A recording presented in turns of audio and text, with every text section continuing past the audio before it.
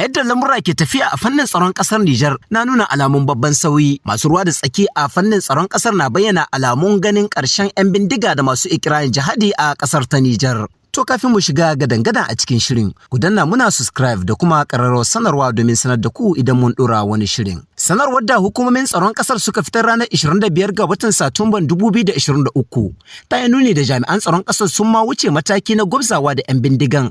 Batu ne na yanzu 'yan bindigan ta kansu suke yi, domin sako da lungu jami'an tsaron ƙasar ke shiga don farauto 'yan bindigan dama kayayyakin su. Sanarwar wannan makon ta ce a Sakwara Famal, rundunar sojojin Almahau ta kama wani da ake zargi da haɗin baki da 'yan bindiga, wanda dakarun ƙasar sun kama shi ne ranar 11 ga watan Satumban 2023. Duk dai a wannan ranar shi ma wani da 'yan bindigan suke haɗa kai da shi wato a filin gidan kai hari ya shiga hannun jami'an tsaron rundunar ta Almahau. Ita ma rundunar sojojin mai suna Niyya a gabar kogin Neja wato a garuruwan Yabale Taka da wato Bandiyo ta kama akalla mutane 20 da ake zargi da batun ta'addanci, ta ma halaka ɗaya daga cikinsu tare da ƙona babura 15 masu taya biyu da wasu 25 masu tayoyi 3. Yayin da kuma rundunar Taniya ta ce ta samu nasarar kama lita 10,000 na man fetur da kayayyakin gyaran ababen hawa da za a kai wa 'yan bindigan da masu ikirarin jihadi. Sai dai rundunar ta ce wani abin fashewa ya yi sanadiyar rasuwar rayukan fararen hula akalla 2 tare da raunata waɗansu guda 2 a Uro Jaladiyo.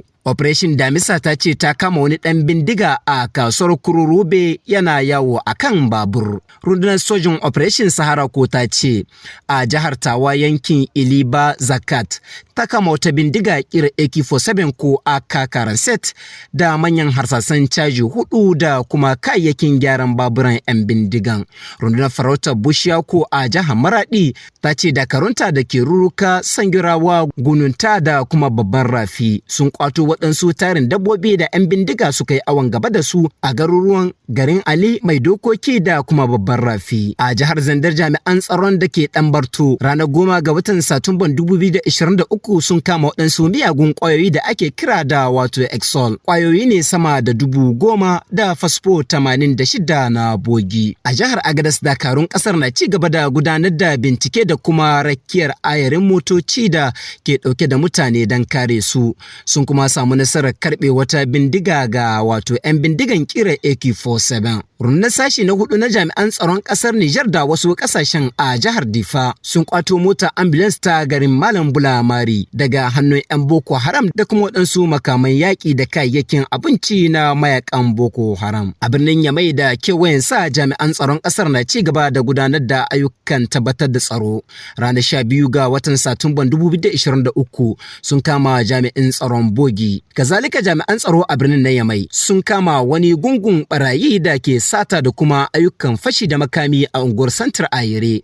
Sun kuma same su da bindiga tare da harsasai masu yawa sama da 50 da tsabar kuɗi kimanin miliyan 1 da jaka 545 da kuma wasu kuɗin wajen ƙasar euro 400. A cikin wannan sanarwar ta ranar 25 ga watan Satumban 2023 babu batun mutuwar jami'an tsaro da fararen hula sakamakon hare-hare kamar yadda aka samu a farkon juyin mulkin ƙasar da kuma kafin hakan.